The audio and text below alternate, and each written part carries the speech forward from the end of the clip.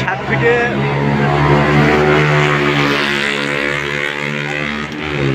যে শব্দ, এই 60 ফিটে কেমন লাগতেছে?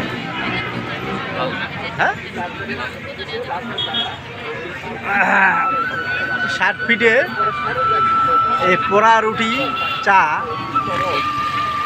এটা না খেলে তো হয় না। সাথে হলো দেখা যাবো না। আচ্ছা, মাথা দেখানো, মাথাও দেখানো। আচ্ছা থাক, ঠিক আছে। না, আপনি আমার বড় ভাই নিষেধ করছেন, এটা কি আমি আর দেখাইতে পারি?